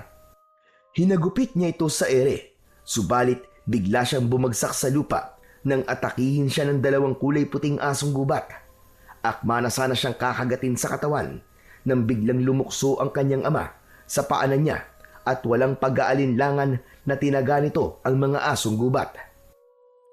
Tinamaan ang aso sa likod at bumagsak ito. Kaya naman, mabilis na bumangon si Errol at parang walang nangyari na nagawa niyang maakyat ang puno. Pinilit niyang abutin ang lumilipad na ibon na si Mang Gabriel. Mabilis nitong naiiwasan ang mga paghagupit niya ng latigo hanggang sa bumaba ito sa lupa at nagbalik sa anyo ng pagiging tao. Ibalik mo sa akin ang mutya ko! Bakit? Natatakot ka ba na baka kapag nasugatan ka ay hindi mo na kayang pagalingin ang sarili mo? Ibalik mo sa akin ang mutya kung ayaw mong patayin ko sa harapan mo ang ama mo! Anong ginawa sa'yo ng nanay kong masama at kailangan mo siyang pagbantaan? Narinig kitang kausap siya at sa tono ng pananalita mo, para kang hindi lalaki. Para kang bata na nagbabanta sa kalaro nito. Tama na! Tumigil ka na! Wala kang alam. Kapag nagkaroon ako ng pagkakataon, pagpipira-pirasuin ko ang katawan mo at ipapakain kita sa mga alagad ko! Ginagawa yan, hindi sinasabi. Bakit hindi ka lumapit? Agawin mo sa mga kamay ko, mutya. Akala mo ba natatakot pa ako sa'yo? Ikaw ang dapat na matakot sa akin ngayon. Inilabas ni Errol ang kulay itim na bato ng mutya sa kanyang bulsa. Kaya mas lalong naging agresibo ang pagsugod nito sa kanya. Habang ang kanya namang ina ay panay ang sigaw sa bintana. Takot na takot itong humihingi ng tulong sa mga kapitbahay. Kaya lang, walang gustong makialam. Lahat sila ay takot sa mga aswang. Naramdaman ni Errol ang pagtama ng kamao ni Mang Gabriel sa kanyang muka. Ngunit hindi siya natinag. Sa halip, mataas siyang tumalon at hinagupit niya ng latigo ang ulo nito. Pagbagsak niya sa lupa, ay natumba rin ito sa lupa habang namimilipit sa sakit. Nasugatan ito sa ulo, kaya hindi kagad ito nakabangon. Akma na sanang lalapitan niya ito, pero nakita niya ang kanyang ama na pinagtutulungan ng mga asong gubat. Kaya't lumapit siya sa mga ito at pinaghahagupit niya yon ng kanyang latigo. Bumagsak ang mga kalaban sa lupa. Sa kanya inalalayang tumayo si Mang Roy at dinala sa ligtas na lugar. Ang mga asong gubat ay unti-unting bumalik sa pagiging tao. Nilapitan ni Errol ang isang lalaking may sugat sa dibdib dahil sa tama ng itak ng kanyang ama. Pagmasdan mo kung anong gagawin ko sa mga tauhan mo, Mang Gabriel. Pakinggan mo ang kanilang pagsigaw. Dinukot ng daliri ni Errol ang dating sugat sa dibdib ng aswang, kaya't napasigaw ito sa sobrang sakit, habang nakahiga pa rin ang pinuno ng aswang. Mabilis itong tumayo at sumugod kay Errol. Galit na galit itong lumapit sabay atake gamit ang matutulis nitong mga kuko. Kaya lang, biglang lumiwanag ang buong katawan ni Errol. Epekto yon ng kanyang mutya sa katawan. Nasilaw ito sa liwanag, kaya't napataklob ito ng mga mata. Sinamantala niya ang pagkakataon na yon. Paulit-ulit niya itong inundayan ng suntok sa tiyan hanggang sa muli itong natumba, pasadsad sa lupa. Errol anak, tama na yan. Huwag kayong magpatayan. Bakit niyo po ba ako pinipigilan, Nay? Muntik na po niya akong patayin. Inilipat din niya sa akin ang mutya niya. Tapos sasabihin niyo huwag ko siyang patayin. Ang dapat po sa kanya ay burahin na sa mundo. Malakas lang ang loob mo dahil nasa katawan mo ang mutya ng ardilya. Babawiin ko yan at papatayin kita sa harapan ng nanay mo. Dala ng takot ay dali-daling bumaba ng hagdan ang kanyang ina at lumapit sa kanilang dalawa. Habang si Mang Roy naman ay nakasandal sa dingding ng bahay nila. Tumutulo ang dugo nito sa lupa habang tinatakluban ng palad ang sugat nito sa dibdib. Dahil sa nakita ay mas lalong bumugso ang galit niya sa dibdib. Nakita niyo po bang ginawa niya sa tatay ko, Nay? Umalis na kayo rito! Huwag niyo akong pigilan! Sinamantala ni Mang Gabriel ang pagkakataon at patakbo itong sumugod kay Errol. Nakalitaw ang pangil nito. Nakakagatin sana sa leeg ang binatilyo. Subalit malakas na sumigaw si Aling Lena. Wag! Wag, Gabriel! Wag mong saktan ang anak mo! Huminto sa pagtakbo si Mang Gabriel at nakakunot ang noo na napatingin sa muka ni Aling Lena, habang si Errol naman ay nakaawang ang bibig na hinintay ang iba pang sasabihin ng kanyang ina. Nakikiusap ako, Gabriel. Itigil mo na ito. Hindi na ako babalik sa'yo. Hindi ikaw ang mahal ko. Huwag mong saktan ang anak ko. Hindi pa ba sapat sa'yo na sinira mo ang buhay ko? Teka, Lena. Paanong nangyaring anak ko siya? Sumagot ka! Nagbunga ang kahayupan mo sa akin. Nagbunga ang pang-aabuso mo ng gabing yon. At si Roy ang sumalo sa kahihiyan at responsibilidad mo bilang isang ama. Lumayo na ako dahil gusto kong lumayo sa kasamaan mo. Pagkatapos, natuntun mo kami para lang muling guluhin ang buhay ko. Hindi. Hindi totoo yan. Nagsisinungaling ka lang para hindi ko siya paslangin. Pagmasdan mo ang kanyang mga mata, ang kanyang labi, sino ang nakikita mo? Sumagot ka! Hindi ka ba nagtataka na mabilis mong naitanim sa kanyang mutya mo bilang aswang? Dahil kadugo mo siya. Anak mo siya, Gabriel. Sariling dugot laman. Hindi. Hindi, Nay. Hindi ko siya ama. Wala akong dugong aswang. Hindi ka nahahawaan ng pagiging aswang, anak. Dahil likas na sa dugo mo ang pagdaloy ng pagiging aswang mula sa iyong ama. Pero iba ka sa kanya, anak. Dahil lumaki kang mabuting tao, pinalaki ka ng iyong ama na may mabuting puso. Pero siya, sagad sa impyerno ang kasamaan niya. Nagmahal lang ako, Lena. Kaya ko yun nagawa sa'yo. Kaya ako naging masama. Pero hindi ko kayang patayin ang sarili kong anak. Sinabi ko naman sa iyo, di ba? Pagsisisihan mo ito kung napatay mo ang iyong anak. Subalit huli na ang lahat para itama ang pagkakamali. Dahil may paniniwala ang mga aswang na taknim na kung sino man ang tataniman ng mutya ng aswang ay kailangan mamatay sa kamay nila at maiinom ang sariwa nitong dugo. Tumayo ang mga aswang na nakahandusay sa lupa. Ganon din ang iba pang nagtatagong aswang sa likod ng mga puno. Napaatras si Errol sa dami ng aswang na lumitaw sa kanilang harapan. Nay, alalayan niyo po si tatay papasok sa bahay natin. Ako po ang haharap sa kanila. At hindi ko patatawarin ang pinuno nila. Kahit siya pa ang tunay kong ama. Anak, wag. Nakikiusap ako. Huwag niyo na po akong pigilan, Nay. Ginahasa lamang kayo ng demonyong yan. Kaya naging anak niyo ako. Pero kailanman ay hindi ko siya matatanggap na ama. Ang dapat sa kanya ay magdusa at mamatay. Mag-iingat ka, anak. Hindi kita pipigilan sa desisyon mo. Dahil kahit ako nasa katayuan mo, papatayin ko ang demonyong yan dahil sa pagsira niya sa buhay ni Lena.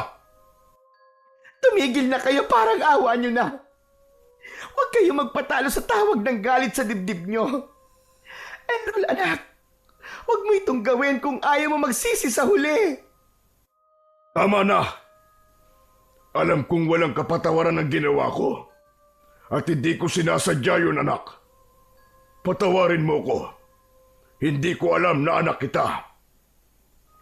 Hindi mo ako anak, demonyo ka. At lalong hindi kita ama. Hinintay ni Errol na pumasok ang kanyang ama sa loob ng kanilang bahay. Bago niya hinarap ang mga aswang, siya ang unang lumapit sa asong gubat na nakatayo sa likuran ng kanyang ama. Pasugod ang mga ito para umatake sa kanya. Sa paghagupit niya ng kanyang latigo ay nagulat siya sa pagbabago ng kanyang anyo. Tinubuan siya ng mga balahibo sa kanyang katawan hanggang sa magmukha na siyang ardilya o squirrel. Kaagad siyang lumukso sa katawan ng puno. Sabay talon siya sa mga kalaban sa likod ng kanyang ama. Pero sadyang may angking bilis ang kalaban. Nagawa nitong mailagan ng unang pag-atake niya. Sinakmal siya ng kulay itim na asong gubat sa kanyang braso. Katindi ng kagat nito sa kanyang braso ay ramdam na ramdam niya ang malakas na pagsipsip nito sa kanyang dugo. Napasigaw siya sa matinding sakit. Kasabay ng pagganti niya ng kagat sa braso nito, hindi para inumin ang dugo, kundi para matanggal ang bibig nito sa balat niya. Nabitiwan niya ang latigo at bumagsak yon sa lupa. Nagulat pa siya sa biglang pagsigaw ni Mang Gabriel.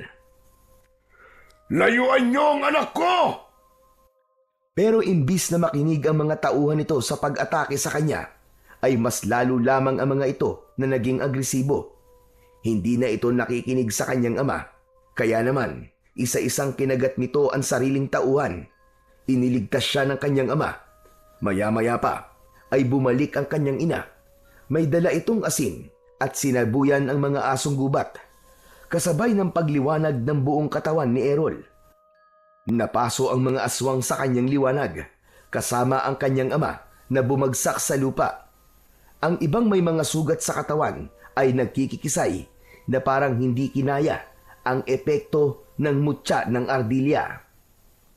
Patawarin mo ko, anak. Napakasama kong ama. Hindi ko alam. Anak, alam mong hindi kita magagawang saktan. At pagkatapos, ako pa naging dahilan kung bakit kanila gustong patayin. Walang salitang gustong lumabas sa bibig ni Errol. Dahil hanggang sa mga sandaling yun, ay naguguluhan pa rin siya sa bilis ng pangyayari. Hindi niya alam kung ano ang mararamdaman niya. Kailangan umalis na kayo sa lugar na ito, Errol. Isama mo ang iyong ina. Pati na ang iyong amang si Roy. Kumilos na kayo. Nakikiusap ako. Bilisan niyo na. Tumakas na kayo. Biglang namutla ang muka ni Mang Gabriel nang mapansin ang paglaki ng sugat nito sa dibdib. Pinilit nitong tumayo habang nakaharang sa kanyang unahan. Nakaharap ito sa sariling alagad. Parang may kirot sa kanyang puso nang maintindihan niya kung ano ang ibig nitong sabihin. Parang alam niya ang gagawin nito. Bilisan niyo. Marami pa silang paparating para bawiin ang mutya. Patawarin mo ko, anak, sa mga nagawa ko. Sa pagkakataong yun ay biglang tumulo ang kanyang luha mula sa kanyang mga mata. Hindi niya alam na may pagbabago pa pala sa isang uri ng aswang na katulad ng kanyang ama. At kahit hindi ito tumitingin sa kanya, alam niyang pumapatak ang luha nito sa mga mata habang nakatayo at nakatingin sa madilim na bahagi ng kakahuyan. Tay, pwede ko ba kayong mayakap? Natigilan si Mang Gabriel. Mabilis itong humarap sa kanya at iniilang hakbang lang ang mga paa na napayakap sa kanya. Humagulgol ito ng iyak habang nagpapasalamat at humihingi pa rin ng tawad. Mahigpit yun na parang yun na ang huli nilang pagkikita. Nang bumitaw ito sa kanya at akma ng tatalikod, inabot niya rito ang mutya. Tay, sa tingin ko po ay mas kakailanganin niyo to. Tara na po, sumama na po kayo sa amin. Huwag na ninyo akong intindihin. Anak, patawarin mo si tatay, ha? Nagpatalo ko sa tukso ng kamunduan. Kaya imbis na humingi ng tawad sa iyong ina, ay ginulo ko pa siya. Pangako, babawi ako sa inyo. At ikaw na ang bahalang humingi ng tawad kay Roy at sa nanay mo. Huwag mong sabihin yan, Gabriel. Matagal na kitang napatawad. At huwag mong iiwan ang anak mo. Kailangan ka pa niya. Hindi ka mamamatay. Lena, sa dami na nagawa kong kasalanan, wala nang puwang para sa akin ang mabuhay sa mundong ito. Huwag mong sabihin yan. Sumama ka na sa amin. Mukhang huli na ang lahat para tumakas, Lena. Nandito na ang mga kauri ko. Sinundan ni Errol ng tingin ng kanyang ama sa likod ni Aling Lena. Isa-isang nagsilabasan mula sa kakahuyan ang mga nilalang na may nakakatakot na itsura.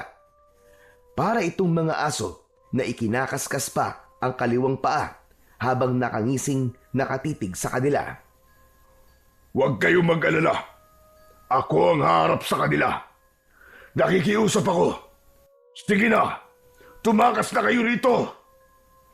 Magsasalita pa sana si Errol para pigilan ng ama, pero sumugod na ito sa mga halimaw na nakatayo sa harapan nila habang paika-ika sa paglalakad. Tay! Bumalik ka! Huwag mo tong gawin! Nakikiusap ako, Tay! Pagkasabi nun ni Errol, ay biglang nagpalit ng anyo si Mang Gabriel bilang isang nakakatakot na aswang. Sabay lingon sa kanyang anak. Anak, Lena, Roy, patawarin niyo ako sa mga nagawa ko sa inyo. Kitang-kita ni Errol kung paanong nakipagpambuno ang ama sa mga halimaw. Nang una ay akala ng mga kalaban ay kakampi pa ito, pero gumawa ng hakbang ang kanyang ama para pigilan ito. Kinagat nito ang sariling alagad. Hindi ko maaaring pabayaan si Tatay, Nay! Pumasok kayo sa loob ng kubo! Samahan niyo po si Tatay! Walang mangyayaring masama sa amin ni Tatay Gabriel! Ngunit paano ka, anak? Ililigtas ko po si Tatay. Kahit na anong mangyari, ama ko pa rin siya kahit pagbali-baliktarin man ang mundo. Ibubuwis niya ang kanyang buhay para sa atin. Sapat na pong patunay yun na totoo ang paghingi niya ng tawad. Patakbong sumugod si Errol papunta sa mga nagkakagulong mga asong gubat. Bawat hagupit niya ng kanyang latigo sa mga ito ay isa-isang bumabagsak ang mga kalaban sa lupa. Habang ang kanyang ama naman ay mahusay rin na nakikipaglaban sa sarili nitong mga alagad. Magkakasunod na paggagupit ng kanyang latigo ang ginawa niya sa mga nilalang na umaatake sa kanila. Lahat ng tamaan ng kanyang sandata ay bumubula ang bibig na parang nalalason at natutunaw na parang nauupos na kandila. Dala ng matinding emosyon ay isa-isang nilalapitan ni Errol ang mga nakabulagtang katawan ng mga halimaw. Pinagsasasaksak pa niya sa katawan gamit ang kanyang matutulis na kuko. Tuluyan na ngang naging isang ganap na aswang si Errol. Nagmistula siyang taong ardilya sa kanyang anyo dahil sa mutya. Bawat pag-atake niya ay tinutulungan siya ng kanyang ama. Sakto naman ang pagdating ni Lolo Manuel. Kasama nito ang kanyang amang si Mang Roy at ang kanyang inang si Aling Lena. Bigla din nilang narinig ang pagsigaw ng mga taong bayan na may mga dalang mga kahoy at ang iba naman ay may dalang mga itak. Sinugod na mga ito ang mga aswang na taknim. Mabuti na lamang at nagawa nilang makabalik sa dati nilang anyo bago pa man makita sila ng taong bayan. Tatay Gabriel, maraming salamat po sa tulong niyo. Ako ang dapat na magpasalamat sa iyo, anak. Tinulungan mo ko magbago. Kailangan ko nang umalis. Babalik na ako sa lugar namin ng nanay mo. Gabriel, maraming salamat. Maraming salamat sa iyo. Ako ang dapat na magpasalamat sa iyo, Lena. Lalong-lalo na sa iyo, Roy. Maswerte si Lena at ikaw ang kanyang pinakasalan. At ikaw naman, Errol, ipagpatuloy mo lang ang pagtulong sa iyo kapwa.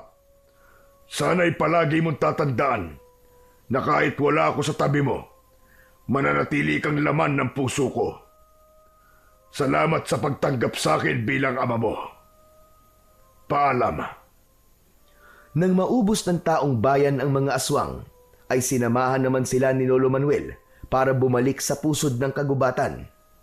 Katulad ng kanilang napagkasunduan, muling ibinalik ni Errol ang mutya ng ardilya. Maaaring walang halos ginampanan ang kanyang mutya sa katawan, pero naging daan yon para lumiwanag ang isip ng kanyang ama. Nakamit nito ang kapatawaran at nagawang itama ang pagkakamaling nagawa sa kanilang mag-ina. Masayang tinanggap ng taong usa ang kanyang mutya. Pagkatapos ay may iniabot ito sa kanya, isang buhay na ardilya o squirrel. Sinabi nitong alagaan niyang mabuti ang ardilya dahil may kakayahan daw itong pumigil sa paglabas ng kanyang tunay na anyo bilang isang aswang. Isa raw yung pabuya sa ginawa niyang pagtupad sa kanyang pangako. Kung ganun po una pa lang, ay alam ni ninyong isa akong aswang? Tumango-tango ang taong usang at sinabi nitong hindi lahat ng aswang ay masama. May karapatan pa rin silang mabuhay at tulungang hindi maging masamang nilalang. Hindi ko akalaing sa kauna-una ang pagkakataon ay nagkamali ako sa iyo, Errol. Akala ko ay dahil sa mutya, kaya ka may hawa ng aswang. Yung pala ay talagang nananalaytay sa mga ugat mo, ang pagiging aswang. Wala pa rin naman nagbago. Siya pa rin ang anak ko, Lolo Manuel.